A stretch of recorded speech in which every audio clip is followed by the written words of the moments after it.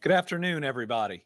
Today's 4 o'clock update is going to cover the most updated news on this tornado devastation in Western Kentucky and the response to it, our fight against COVID. And then we're going to end with good news because we have more new jobs in a year where we shattered our record in Kentucky and the response to it, our fight against COVID. And then we're going to end with good news because we have more new jobs in a year where we shattered our record for new jobs. So even in difficult times, it's good to see that there is a bright tomorrow. If we can push through all the adversity that's been thrown at us, whether it's pandemic, devastating tornadoes, record ice storm, record flooding, and that's just this year, then there is a brighter future waiting for us on the other side than we have ever seen.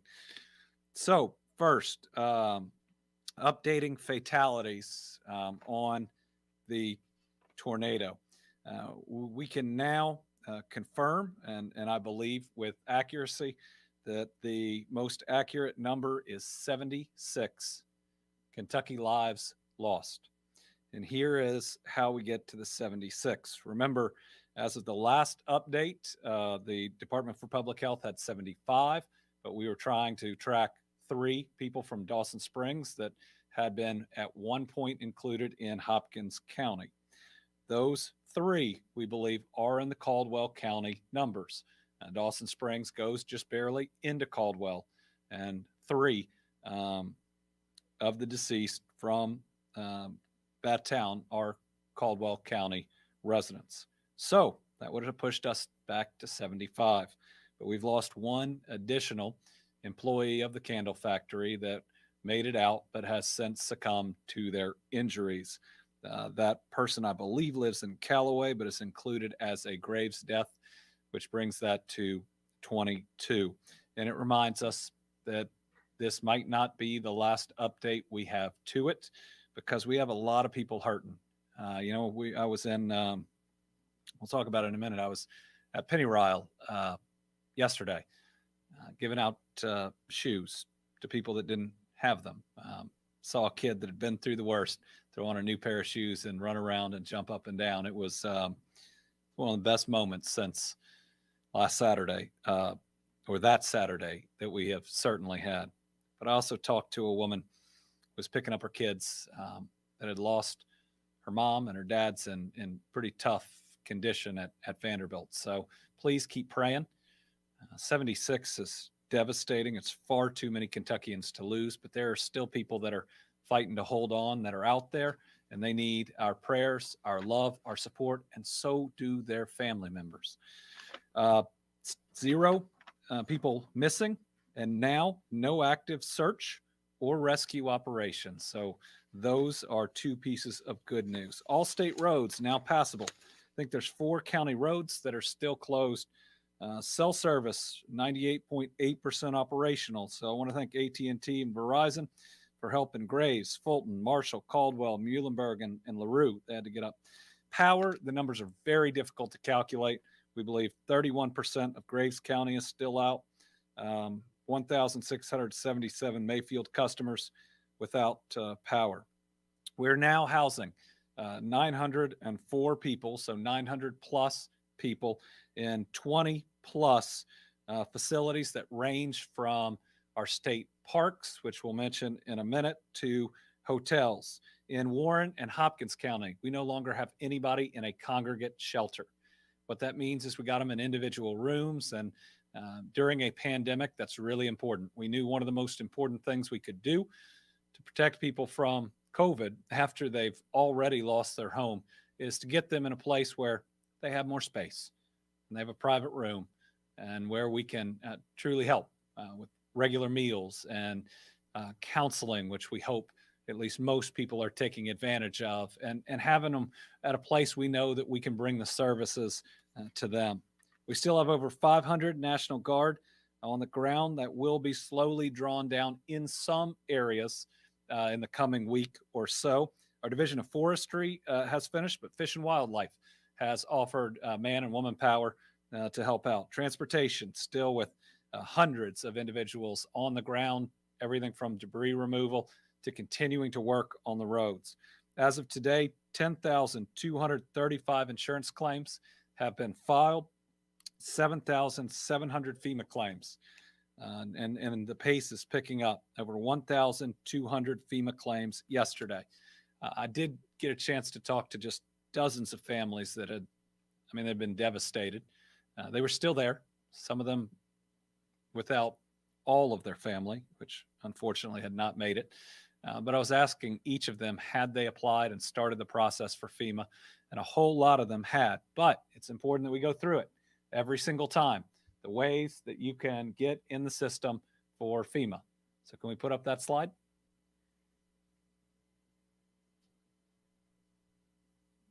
Okay, the first is online, disasterassistance.gov.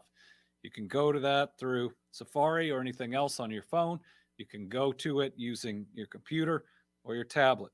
You can call 800-621-3362, or you can go to the FEMA app. So those are three ways.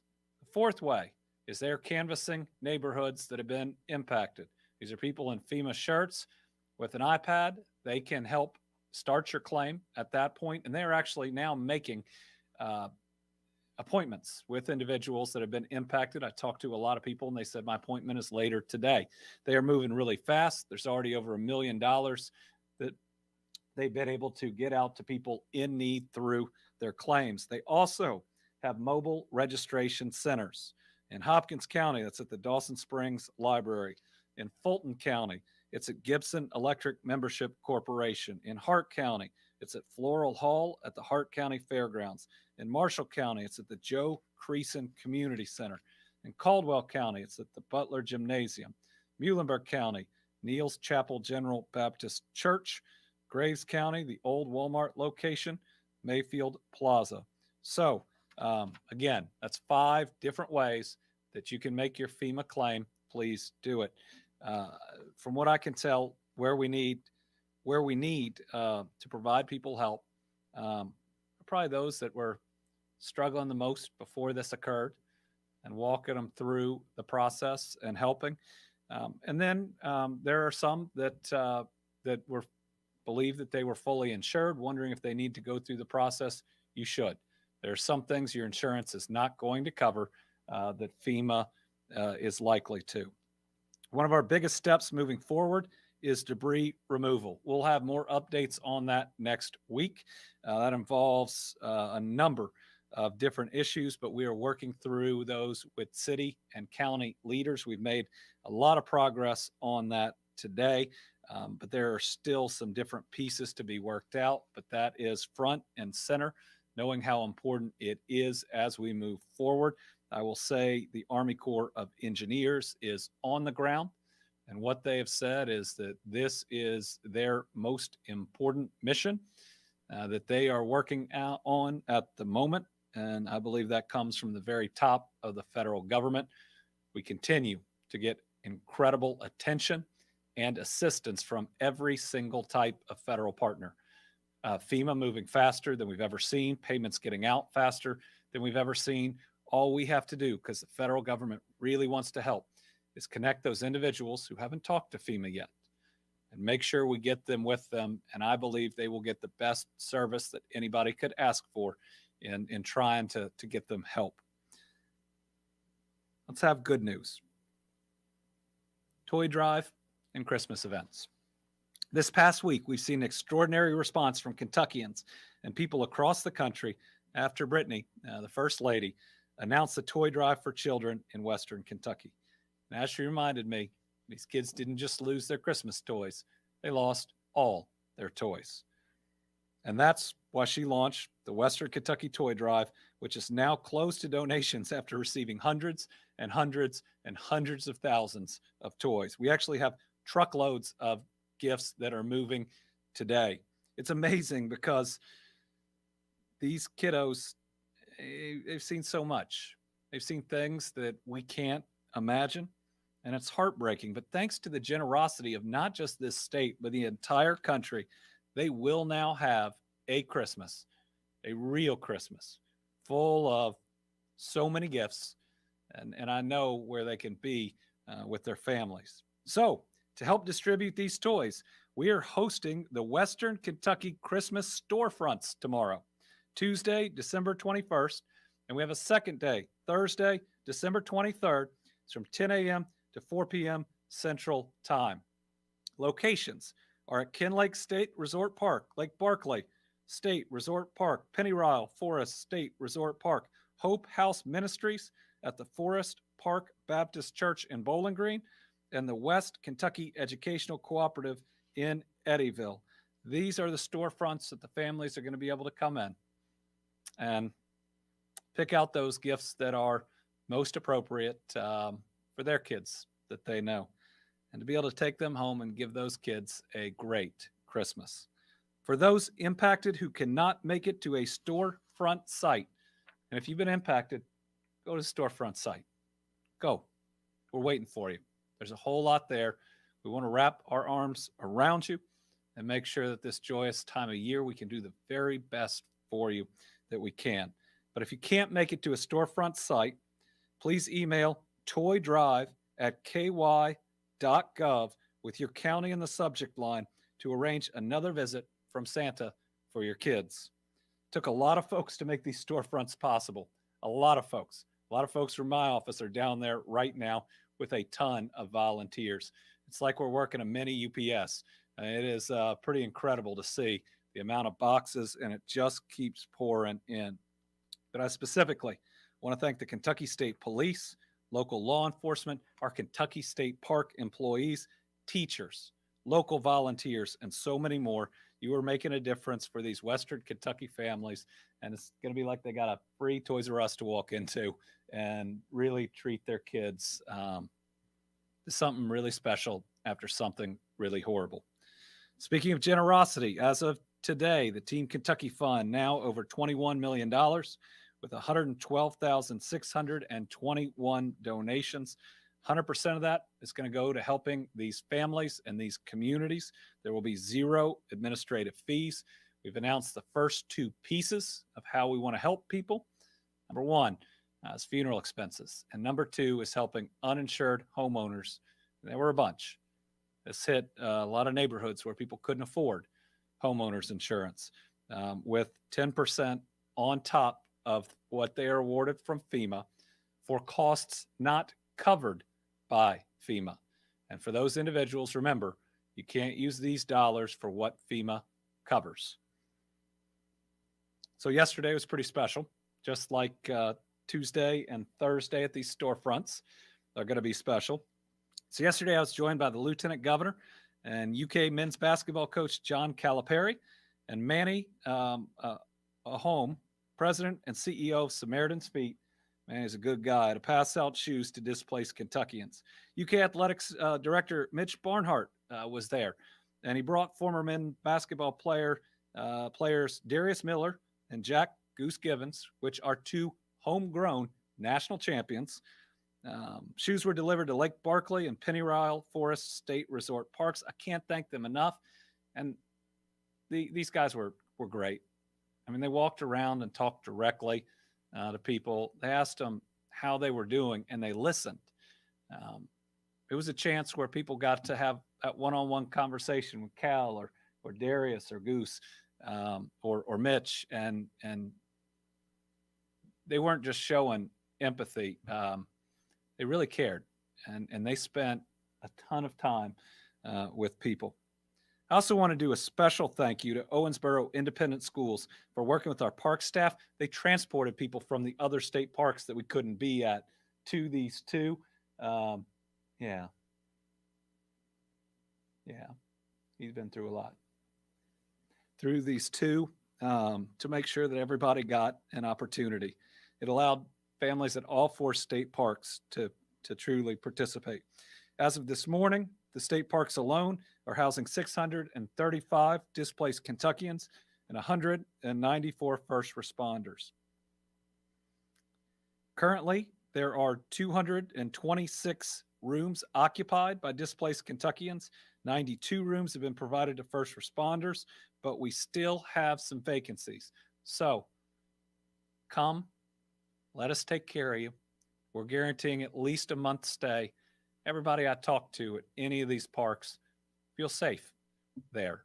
And it's a place where we can provide the services that you may need. So Kentucky Dam Village, 4 rooms open. Kinlake, 13 rooms open. Lake Barkley, 3 rooms open. Barren River Lake, 42 rooms open. John James Audubon, 4 rooms open. And Rough River Dam State Resort Park, 51 rooms open. Kentucky State Parks will be looking for volunteers after the new year. That's what we need, volunteers after the new year to help with dining room, kitchen, housekeeping, and laundry. I got to meet some of the volunteers from all over Kentucky. There's one man who had gone through those historic tornadoes years ago in Arkansas. He moved to Kentucky, and after this happened, he wanted to be there to help. That's pretty neat. Those interested in volunteering should contact Andy Kazitz via his email, andy.kazitz@ky.gov. That's ANDY. I can spell that piece. KASITZ@ky.gov. I got to talk to him and apologize for putting his email out there to the entire world. He said his phone blew up, but he loved every single minute of it.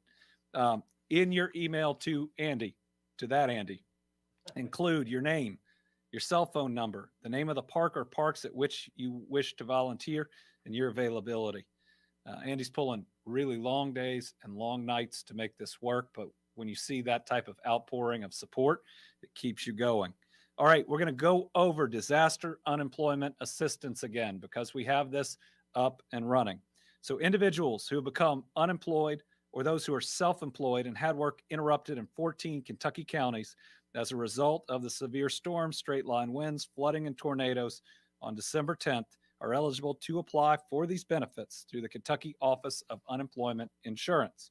Those counties include Caldwell, Christian, Fulton, Graves, Hart, Hickman, Hopkins, Logan, Lyon, Marshall, Muhlenberg, Ohio, Taylor, and Warren. In order to qualify for DUA benefits, claimants in eligible counties must show their employment or self-employment was lost or interrupted as a result of these tornadoes and that they're not otherwise eligible for traditional unemployment, right? So if you are eligible for traditional unemployment, we'll get you on that. But what this is if you typically couldn't get that, you still have to apply. You are denied because you don't qualify under state and federal law, and then you can get in this program. That's more than anybody should have to go through. That's the federal system. So this is like farmers and self-employed individuals who traditionally couldn't get unemployment insurance can get this.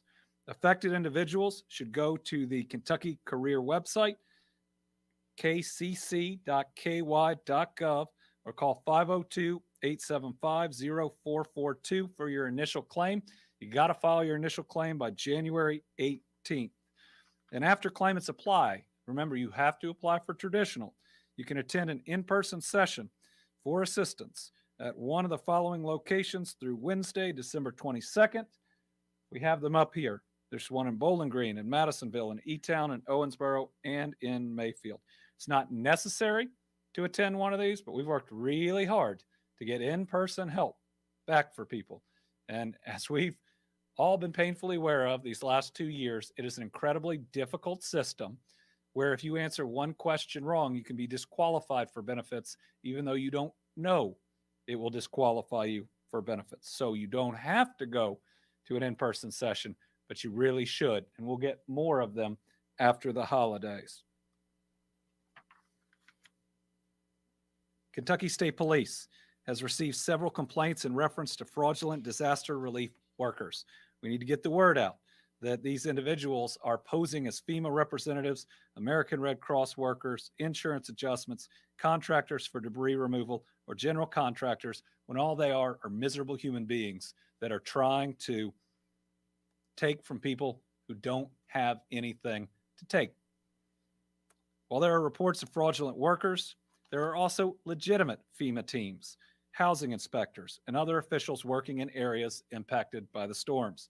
Legitimate representatives carry official identification badges and photo ID and they will also have your FEMA application number. So if you've registered with FEMA and somebody shows up and claims to be FEMA, they should have your number. FEMA and the U.S. Small Business Association representatives never charge you for assistance. This goes back to my AG days. If anybody is trying to charge you on the spot for disaster assistance, if anybody's trying to get you to pay ahead, that is a scam. Do not do it, and report them to your local police. I know they would like to find them. FEMA representatives will never promise a disaster grant in return for payment and are never authorized to collect your personal financial information. Anybody who observes individuals removing items from property, that's called looting, can also call the Kentucky State Police, the National Guard, or local law enforcement. State Police are 270-856-3721. If you see this occurring, remember, until that person is caught, they're going to try to prey on other people. So together, we're really helping out each other. Together, let's stop other people from hurting those that have already been hurt way too much. All right. Quick facts from the Transportation Cabinet. They've opened a temporary driver license issuing station in Mayfield at 355 Charles Drive. We've waived fees for getting those. The office is operating Monday through Friday, 8 a.m. to 4:30 p.m. Central Time, at least through January 28th. We're working to set one up in Dawson Springs too, but people ultimately will need to get their license. All right, we're going to move to the COVID update. And let's start with good news, because we need good news in our fight against COVID. Today, we received some reassuring news from Moderna. The company said that a booster dose of its COVID-19 vaccine should offer protection against the quickly spreading Omicron variant. Moderna said lab tests revealed the half-dose booster shot increased by 37 times the level of antibodies to fight Omicron. The company said a full-dose booster was even stronger, and they noted that the full-dose booster also had an increase in the usual side effects. While half doses are being used for most Moderna boosters, a full-dose third shot has been recommended for those with weakened immune systems. So, if you're like me and you had Moderna, first of all, you're really happy about it at this moment. But if you don't have a weakened immune system, you've gotten the regular booster, which is a half dose. That's good. You're in a good place against Omicron, but please regularly get tested. And if you get it, reach out to your doctors. Let them help you through it. If you haven't gotten your booster yet and you have a weakened immune system, you're going to be eligible for a full dose Moderna booster, which is twice as much as everybody normally gets. Pfizer's testing has also found that its COVID-19 vaccine caused a similarly increase in antibodies for fighting Omicron. So the message here is pretty simple. Omicron is spreading faster than anything we've ever seen. It looks like it's one of the most contagious viruses in modern history. Some of the therapeutics, the ways that we help you out, won't work on it. That's pretty scary. Like the monoclonal antibodies won't work on it. But you know what does? Being vaccinated and being boosted. It means that if you're freshly vaccinated, you're pretty well protected, or at least as well protected as we can get you. If you're fully vaccinated and boosted, again, it looks like you're in pretty good shape. And that's what we appear to be seeing in New York. I saw this morning on the news, if we could put up the graph. So New York is just getting ravaged by Omicron. It is spreading through that city like crazy. It's shutting all different types of things down. But hospitalization numbers are very different than the case numbers.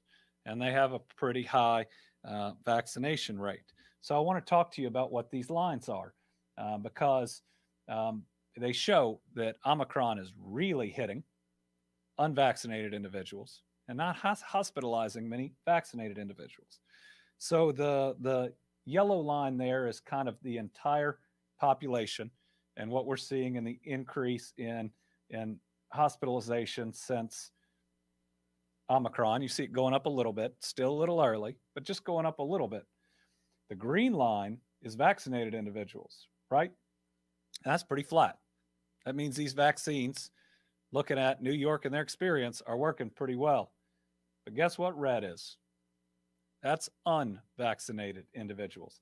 And after Delta had come through, it had started going down, but Omicron has it increasing and increasing significantly. So it may be that you still contract COVID, the Omicron variant, if you're vaccinated, but it doesn't look like you will get very sick, or it is unlikely you will get sick. If you are unvaccinated, looks like it can hit you and hit you pretty hard. And we certainly hope that that is not the case. But with this data that we're seeing, and this is all in real time, if you haven't gotten vaccinated yet, please consider doing it now.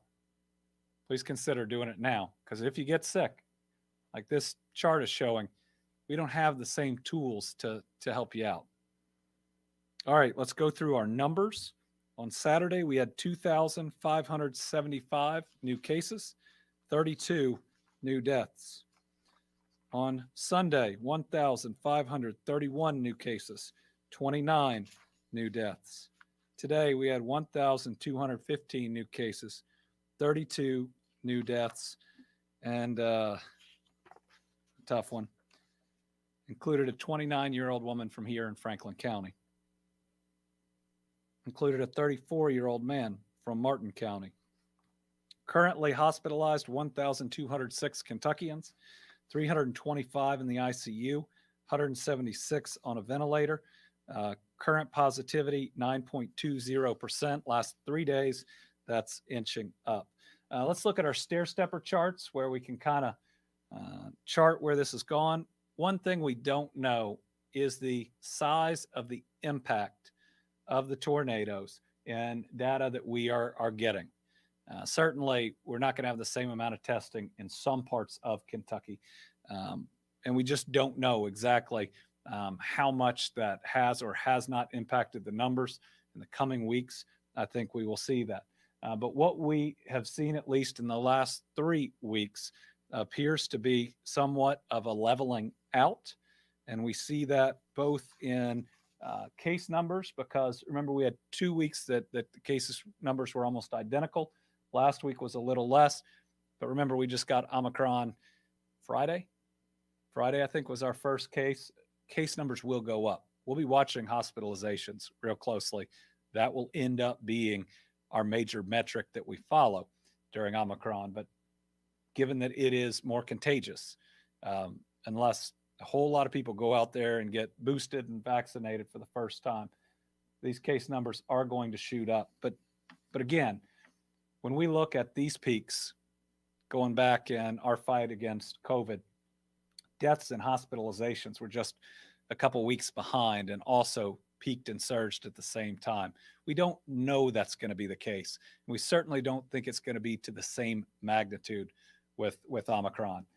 So, there's some tough parts about that variant. There are some that might be at least not bad news. I wouldn't call any of it good news. Test positivity, really about the same, seeing somewhat of a leveling. I will say last couple of days it is ticking up, which is concerning. But again, with Omicron, I think we had one area that was talking about it was in South Africa, talking about a 30% positivity rate. So again, positivity rate isn't going to be the same when we're talking about this one. It's going to be how sick are people as opposed to who has tested positive. Also saw a little bit of a leveling the last couple days on hospitalizations, if we can show the line graph. We hope that holds. And again, we hope that this isn't impacted by the tornadoes. And when you think about it, there's a number of hospitals in these areas. Same in intensive care, and generally the same in ventilator usage. And remember, this is just ventilators for COVID-19. Vaccines, 2 pieces of good news. And one thing we learned from the federal government. Pieces of good news is over the weekend, 10,351 Kentuckians getting their very first shot of hope. That's another 10,000 Kentuckians that have decided to get vaccinated. Almost as good, 32,719 people getting their booster over the weekend. But we did have an adjustment in our fully vaccinated number. It doesn't change our percentages. So what the federal government was doing with J&J was counting the second shot, which is technically a booster, at people being fully vaccinated, when they were in fact fully vaccinated when they got their first J&J. So we have a reduction of 11,592 people from the fully vaccinated. Now, those 11,592 have been added into the numbers of boosted. Now, they were people who had gotten their booster that were misinterpreted as becoming fully vaccinated. Let's go to our age breakdown because we have a couple of pieces of good news. We're still at 62% of every man, woman, and child in Kentucky in roughly 1 year that have gotten vaccinated. Never been done in human history. That brings us to 2,749,942. And even doing something that's never been done in human history, it's not enough. So keep going. Of eligible, we're up 66%, 2/3 of every man, woman, and child that is eligible to get a vaccine has gotten it. And then those that make their own healthcare decisions, 73%. You know, you read a lot about divisiveness around vaccines. That is not divisive. That's 3/4 of everybody who can make their own decision, making the same decision on the facts or the science or doing it for their families, whatever the reason. Yes, we need to do more, but when was the last thing that 3/4 of everybody agreed on anything? This is positive, but it's got to be better. And then as we go down through our numbers, the one that's changed, 25 to 39 is now over 60%. That puts them in the yellow.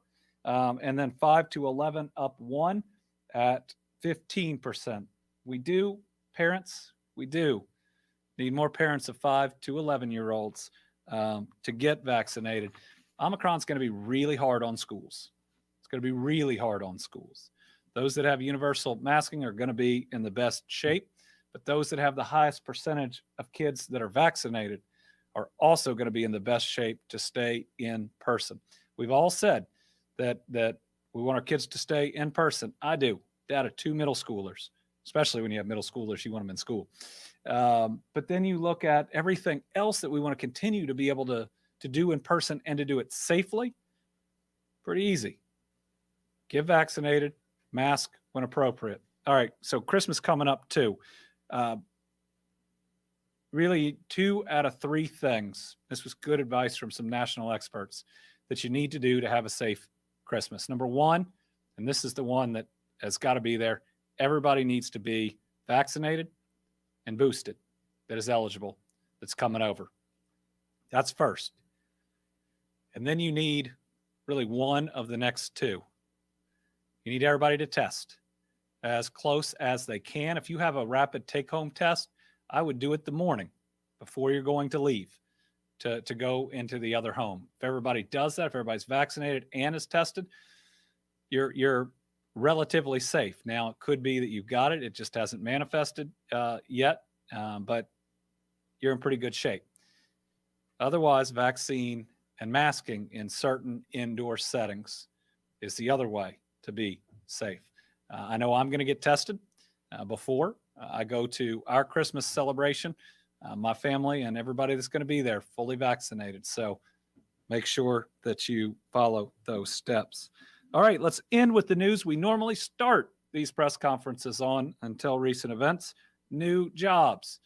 As the Kentuckians watching know, we have shattered every single economic development record to the best new job and industry creation in our history this year, even with everything that we have faced. And now it continues.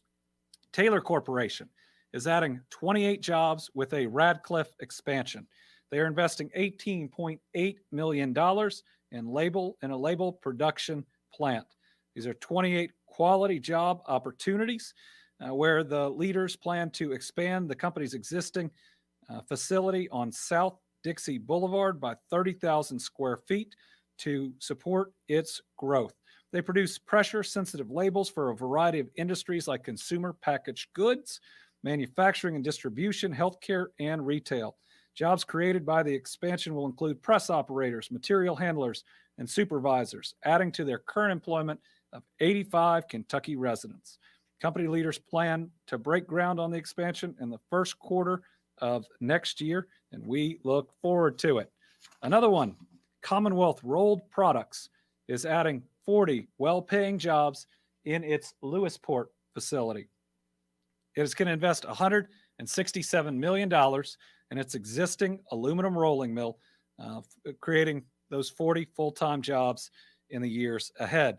Company's commitment in its 2.3 million square foot facility on Kentucky Highway 1957 includes investment in new equipment, building upgrades to modernize operations, and better position them to support automotive and industrial customers. New jobs associated with the project will include production, technical, and leadership roles. Currently, the company maintains over 1,000 full-time employees in Hancock County, including 875 Kentucky residents. It is really exciting. That is a great employer in the region, and we are excited that they are expanding. But then there is one more. Universal Piping Industries is going to relocate and expand in Georgetown, creating 25 high-wage jobs. And just wait until you hear what they pay. UPI will relocate its facility on nearly 13 acres in Lanes Run Business Park in Georgetown. Construction is expected in February of 2022. It'll be completed by April of 2023. The expanded state-of-the-art operations will allow them to prefabricate customized piping and equipment to be installed at manufacturing facilities throughout the United States. They serve things like automotive, chemicals, manufacturing, financial institutions, and healthcare. So these are 53 new jobs with an expected hourly wage of $51. All the journalists just ran out of here to apply for those jobs. Pretty neat. They're going to be pipe fitters and metal trade workers. All right, one other piece of good news. Last week, the U.S. Secretary of Commerce, Gina Raimondo, announced that Kentucky is a finalist for the U.S. Economic Development Administration's $1 billion Build Back Better Regional Challenge. The challenge aims to boost economic pandemic recovery. Kentucky is one of 60 finalists and was chosen from a pool of 529 applicants. We'll receive $500,000 to further our proposal. Winners can receive up to $100 million. Kentucky's project is called Prosperity Through Agritech Hub, or Kentucky's Path, and involves 5 aligned projects that revolve around the construction of a new state-of-the-art agritech research and development center that will establish Eastern Kentucky as an agriculture technology hub.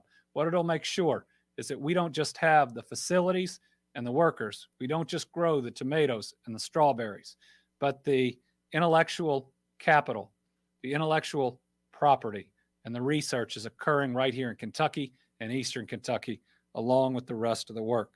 We got a lot of partners in this, like the Dutch Economic Development Agencies, Workforce Innovation Boards, colleges, and others. And finally, our team, Kentucky All-Stars, is our incredible employees at our state parks. They helped us not only in this shoe event. Oh, and by the way, that's the superintendent for Dawson Springs back there. They also have opened their doors and accepted people that need their help the most. At Penny Ryle, I met 3 of their employees that typically work at the park that had lost their homes. They're now staying at the park they work at, and they're still working. They get up in the rooms that they're staying in, and they open the kitchen or other things. It was really neat. And to a person, they just said that they wanted to help people, and they felt so good staying at the place they worked. One before this was part-time. Isn't that amazing? And they're working every day, all day. I told her we got to find her a full-time job. We're going to make sure we get that done. All right, let's open it up to questions. It looks like we have 8 total journalists for here, 4 on the phone. We'll start with Karen. One on COVID and one on the storms. First of all, with the storms, lot of counties have been getting too many supplies as far as clothing and certain things. So what are the best things now if people want to still collect if they need, or is it best to give cash?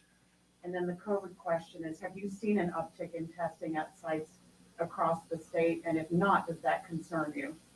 Let me get an answer on overall testing numbers. Certainly think every holiday season we see more as we come into it. And every time that there's something like a new variant, we have vaccinations go up and we also have testing go up. But that then again, we also have this disaster that's occurred, though we are providing testing and we're going to look at providing vaccinations at the state parks where these folks are.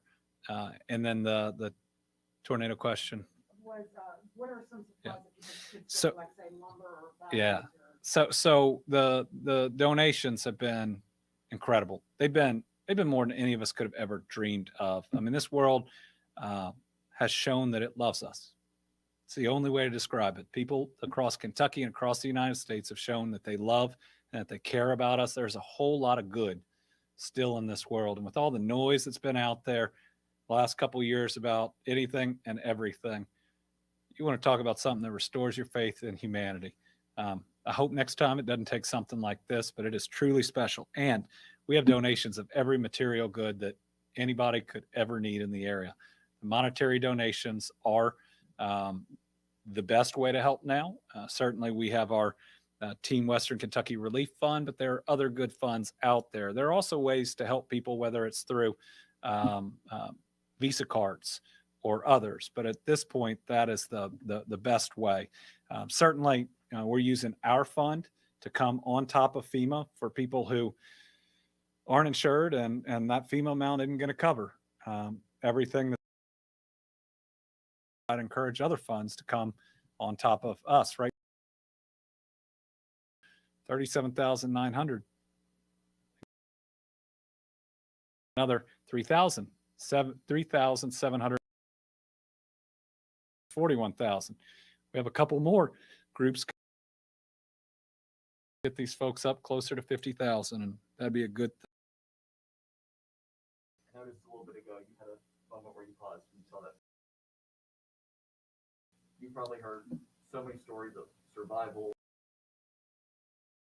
For you, talk to me about some of those that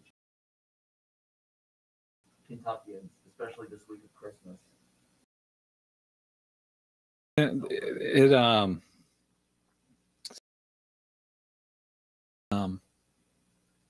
I mean, everybody at Pennyroyal knew my grandparents. And I did get news that my granddad's church may be salvageable, and that'd be good. These are people that have lost everything. Virtually every person I was talking to, and also up to Princeton, had lost their homes. There was a kid there whose arm was broken during it. I got to sign his cast, and his mom had been impaled. She was doing all right though. Got to hug her, and we're gonna personally check on that FEMA claim and make sure that it is moving. Had a man who lost his mom and his aunt, who are in the house together. I actually recognized her from the picture. Had met her before when I'd been in Dawson. He said they watched our updates, and that's what they would call them about, and they do it together. We had a young family. She'd lost her mom. She might lose her dad. It was really hard. Met a woman from Mayfield that had been in the candle factory, and she's still shaking. Now it's pretty cold, but she was still shaking. But you know what? They were all leaning on each other. And when we said that we're going to be there every step of the way, they know. They know we're going to. Many grateful to be alive, and actually most of them moving through the FEMA process or the rest, which is a good thing. I did definitely learn that we got more renters than I thought, and we're going to have to find more ways to help them. But the number of kids who went through trauma in this, I mean, in a bathtub, with a mom or a dad and a mattress over them, just hoping as their house exploded that they wouldn't go with it. So we want to make sure we're there for those kids as long as we can be. I did love that there's this one kid who had been through it, was real young, and we pulled out this blue pair of shoes, and oh, he lit up. And Manny and I put the shoes on him. I was laughing that if this doesn't work out, I'm gonna work at Foot Locker. And he looked at he looked at him and said, "Can I run in him?" And he just starts taking off around the crowd. I mean, just a pure moment of joy by this kid. I wasn't supposed to, but handed another kid shoes, he starts crying. So I gave him a second pair. I mean, I didn't want him to have to decide between the two different ones. Take them both. They were going to be the only two pair of shoes other than the ones he had on his feet. So special moments, and I'm going to see all of them again for that group on Thursday. They're going to be sick of me by the time this is done. Tom? Thanks, Governor. Two quickies, COVID related. Have we gotten any wind yet of any outbreak out in that Western Kentucky area of people who have been stuck in congregate settings? And do we have more Omicron counties today? I don't have a list of more Omicron counties, but there are. I mean, Omicron is probably in every county by now. We've had at least 2 positives for COVID in the area with people who had been in congregate settings. We're doing a number of things. The number one thing to reduce the spread is getting people in their own rooms, right? I mean, that's the number one thing we can do, and we're almost all the way there.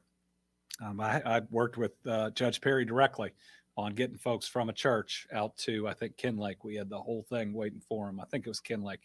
The second thing is we are doing testing, and we're going to have some offers of vaccines and boosters as well. Merry Christmas to you, Tom. Mike. I was actually going to ask about the congregate settings too, so I'll get one question. About at-home tests, there have been reports of people struggling to find these at-home tests. The president is going to outline steps to increase mitigation with at-home tests as well. Do you know if the supply is being ramped up, and where should people be going? Yeah.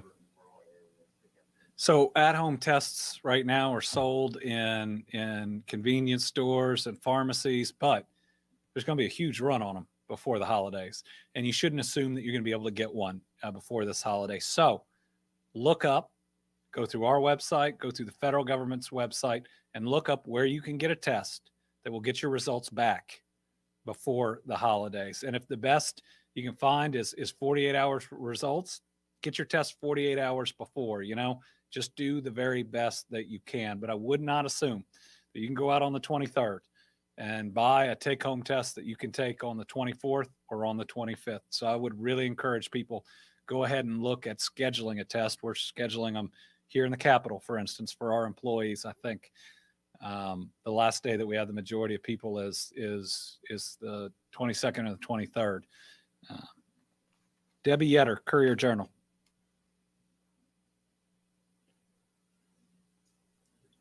Hey, Governor, do you have any estimates at this point, preliminary estimates of the number of people affected by the tornadoes, either through loss of life, property, or other factors? And do you have any guesstimates at possible damages total? Damages in the billions, definitely in the billions. So if we look at people impacted, right, we now can work with a firmer number of 76 Kentuckians that we have lost, with the possibility that grows, but that possibility is a little bit less every day that goes on, and that's a good thing. You think about 10,000 plus insurance claims filed, so those are homes, or possibly, I think those are all homes, but they could be renters too, so those are families. We think we got between 1,000 and 2,000 uninsured homeowners, so you can add that on top. But I mean, we're looking at, the city of Mayfield's 10 plus thousand. Dawson is right around 3,000. Bremen is 300 plus. Taylor County wasn't fully hit, but I mean, we're looking at over 15,000, I'd say, Kentuckians, if not 25,000, that have been impacted in some way. But I tell you what, a lot of you all have been in the middle of Mayfield, and everybody who walks what used to be Dawson Springs is impacted. I mean, this has hit us as a state. We should focus on helping the people of the region, but I'm going to try to find a way to do something on mental health coming out of this and trauma for the whole state. I'm just still working on how we do that. Melissa Patrick, Kentucky Health News. Hi, Governor. What are you talking to hospitals about right now regarding the Omicron variant? And are any of them, to your knowledge, limiting elective procedures at this time? At this time, I know of no hospital that is limiting elective procedures other than Mayfield, which isn't doing everything because it doesn't have water. Now it's getting water from tanker trucks, but that may be impacting some of its operations. Always in contact with our hospitals, looking at what they are seeing. Certainly, we have asked in the last month or so, especially as Delta looked like it was increasing again, to reconfirm their direct relationship with nursing programs as something that they could directly turn on with really good experiences there. I actually heard today about the British and their plan on kind of a virtual hospital where they could bring in other practitioners, check on people regularly at home. That's something that I'd like to explore, because if Omicron is not as severe, what we don't want is to be telling people to stay home that should come to the hospital. But at the same time, we don't want people taking up hospital beds that don't have to be there. So how do we check on everybody regularly to make sure that they are in a good place? But the other way is getting people vaccinated, right? Because if you saw that chart for New York, every unvaccinated individual that has to be hospitalized looks like wouldn't have been hospitalized if they'd been vaccinated. That's a bed for a heart attack patient or somebody who's had a stroke, someone dealing with cancer, somebody who needs to have a procedure for their health. The number one thing that we can do to protect hospital capacity, heck, the number one thing that we can do to address our nursing burnout is to get vaccinated. It helps those individuals. April Rickard from WFPL.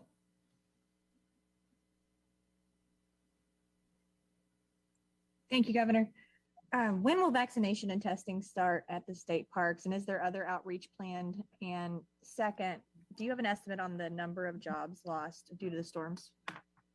Yeah. Let me get you a firm answer on the first. I know some testing has already been done. The local health department is taking the lead with that.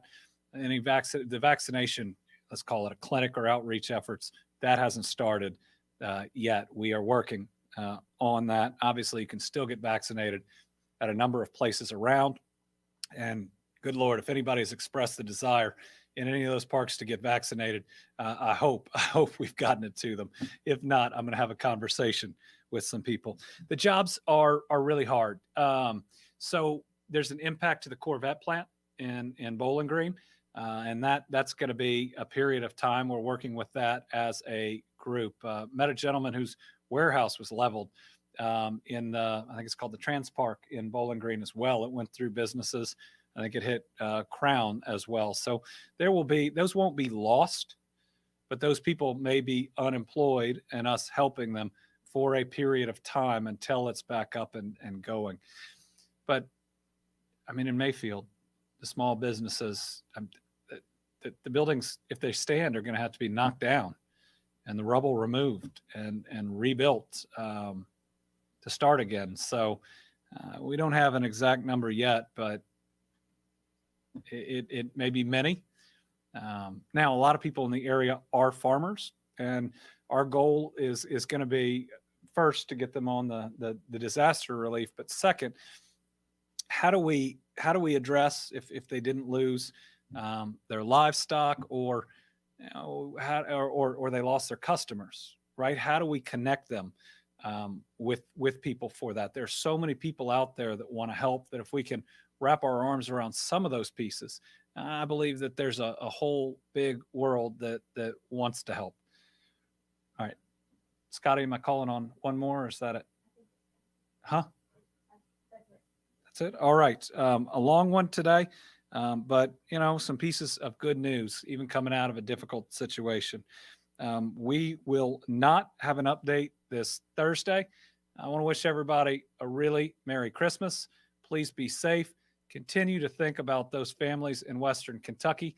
They said it to me. They thank everybody for the love. They can't understand why this tornado would hit them, but they are floored and grateful for the outpouring of support from everybody, for people continuing to tell their stories, and mainly just for caring about them. That's who we are.